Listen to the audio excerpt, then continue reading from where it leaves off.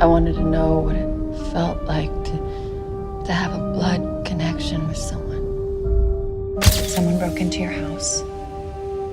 You were attacked.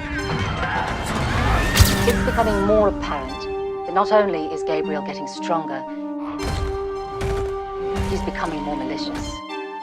If his strength and ability continue to grow at this rate, we will no longer be able to contain him. I've never seen anything quite like it. Who are you? You know who I am. Even if they say I'm only in your head. You've been a bad, bad boy, Gabriel. Malignant is your worst nightmare. Whenever the mood strikes and I'm looking for a spooky, atmospheric midnight movie to deliver on the thrills and chills, I'll turn to Malignant to satisfy the craving. It's a movie that showcases every one of James Wan's directorial sensibilities and combines what we love about each of his films. It's got the sleepy and somber look of Insidious, the cold and foggy lighting of Dead Silence, and the utter brutality of Saw, while also giving us the incredible cinematography and unsettling horror of The Conjuring. There's a specific feeling that Malignant invokes which makes you feel as intrigued as you are afraid. It's a specific sleepwalking through your house at 3 a.m. energy, which brings you into a lucid state as you meander through your dreams. In a lot of ways, it makes you feel like the entire movie takes place in the further dimension from Insidious. You're not quite asleep, yet you're not quite awake. You're just drifting through the unfolding mystery and hoping to wake up.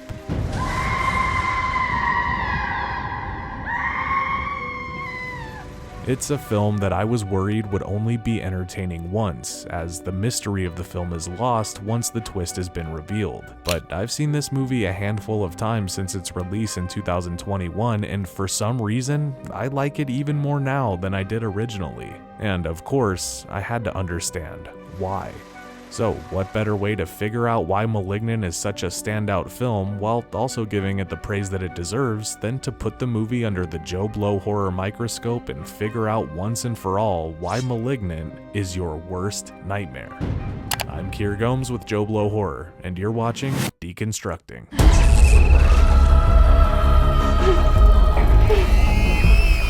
Malignant is the story of Maddie Mitchell, a shy woman who is plagued by unexplainable visions of brutal and violent murders. As Maddie aims to discover why she's having these visions, she slowly uncovers a deep and disturbing web of mystery that reveals that she is closer to these deaths than she ever could have expected. Like some kind of, like a psychic bond. See, the first half of this movie is shrouded in mystery. We only know what Maddie knows. That drifting feeling from the opening act slowly becomes an inescapable hunt for the truth, and by the time the twist is introduced, the entire viewing experience has changed. The film was directed by James Wan and written by Akilah Cooper. While everyone's favorite James Wan movie is a matter of personal opinion, I must say that this movie is the most visually appealing James Wan movie to date. With the use of intensely saturated and dramatic lighting, contrasting colors, which we'll talk about, and sweeping and grand cinematography, this movie is exactly the visual stimulation that you want from a classic horror film. And as we do on the show, we're going to break down Malignant into our 4 key categories to fully explain this movie. First, we're going to look at the origin, where I talk about the movie from a pre-production standpoint. Then we'll get into the movie's legacy, which should be fairly easy considering the film is not only recent, but also probably not getting a sequel anytime soon. Then I'll test your horror brain with some trivia and give you some fun facts about the film before we get into the X Factor, where I talk about the unsung details of the movie that make it such an icon status worthy film. We're just getting started.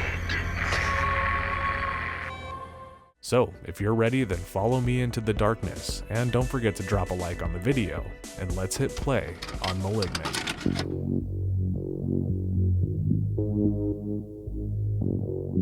Now, to get the obvious out of the way, this movie shares some plot elements in common with the cult classic horror franchise, Basket Case.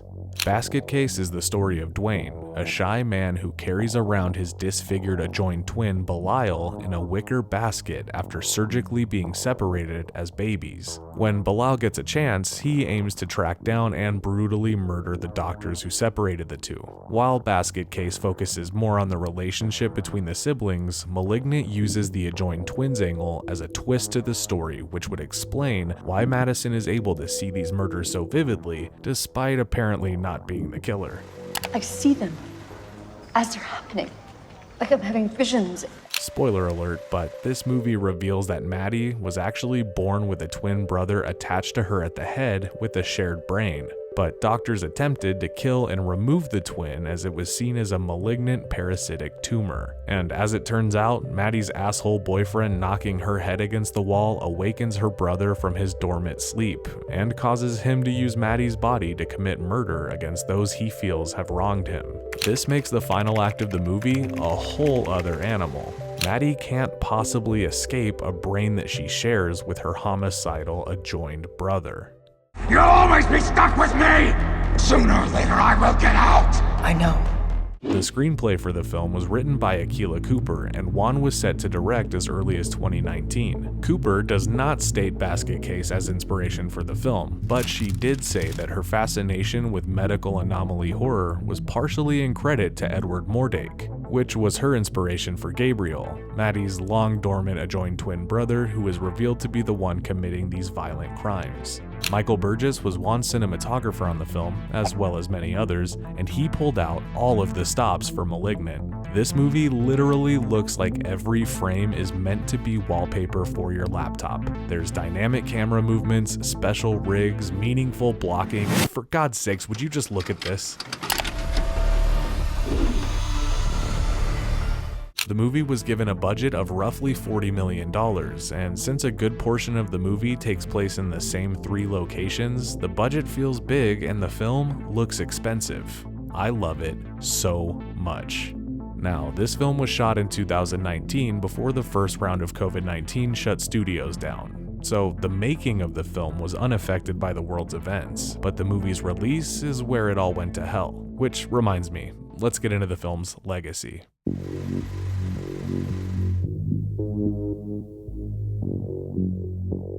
Okay, let's address the disgusting parasitic elephant that's attached to the back of our heads.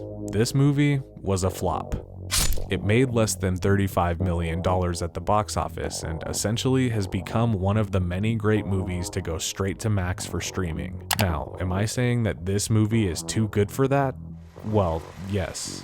Malignant feels like James Wan coming home. He brought back the elevated reality lighting and the fog that created the otherworldly atmosphere. He had the sets dressed to look like gothic low-light, almost Tim Burton-esque atmospheres, and he gave us that signature red and blue light combination that became a staple of the Insidious franchise. But let's be honest, whenever we talk about Malignant, we talk about the reveal.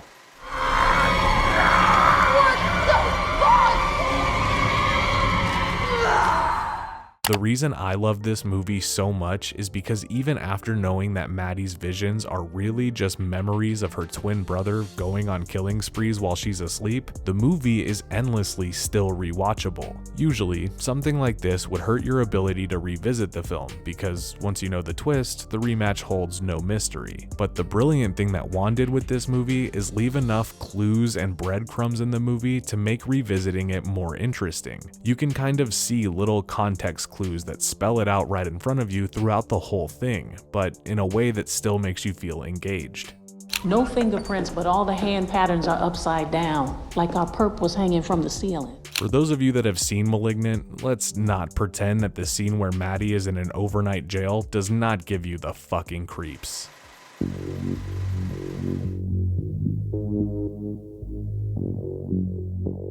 While Malignant didn't do gangbusters at the box office, the movie has actually been praised by many notable celebrities who enjoyed it. Nicholas Cage went on record and stated that the movie was his favorite horror film of the year, and even the father of horror himself, Stephen King, tweeted about the picture, calling it, quote, brilliant. Hell, even Kier Gomes from the hit JoBlo horror series Deconstructing went on record 10 minutes ago saying this. Malignant is your worst nightmare. And did you know that the scenes that show Gabriel walking or running were done for real? Gabriel, of course, is attached to the back of Maddie's head, so when he wants to move forward, the actor has to move backwards, and rather than achieving this with visual effects, production hired Marina Mazepa, a Ukrainian actress and contortionist who could create these unsettling movements. And before we get into the X Factor, let's see if you can answer this question. Which popular alternative pop song was used as an instrumental theme for Malignant? Was it A, Zombies by the Cranberries, B, Losing My Religion by REM, C, Where Is My Mind by the Pixies, or D, Bullet with Butterfly Wings by the Smashing Pumpkins? Comment your answer down below.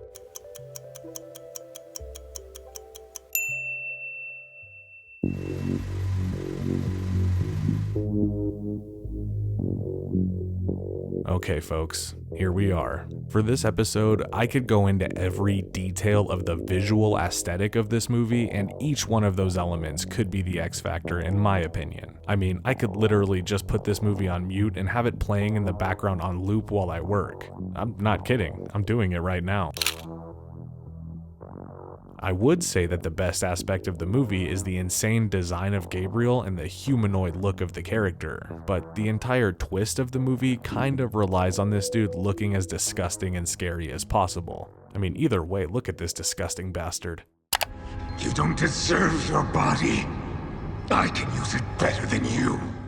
But in the end, the X Factor of Malignant exists only on the rewatch. It's the thing that takes this from being another decent James Wan film and shoots it to the top of his movie catalog. And that thing is the relationship between the hero and the villain. It was right in front of me all along. Maddie represents a person who's broken from the very beginning. She's in a toxic relationship that directly results in Gabriel being awakened after years of being dormant. Gabriel not only seeks revenge against the doctors that tried to destroy him, but he's also a parasitic presence in Maddie's life that prevents her from moving forward. See, Maddie wants to be a mother, as she believes it'll make her feel whole. But while dormant, Gabriel had been eating her babies from the inside to survive, causing multiple miscarriages. And this represents the unfortunate and all too common case of a person who wants desperately to feel complete, while someone or something toxic in their past does all they can to deny that feeling. And in the end, Maddie isn't free of this relationship, this obligation, this tumor. She's instead cursed with all of the damage that came from her evil twin. In the end, it's a story that reminds us that ignoring what plagues us is not a cure, but just one of the many ways to sabotage our own happiness. And I don't know about you, but that is my worst nightmare. It's time we cut out the cancer.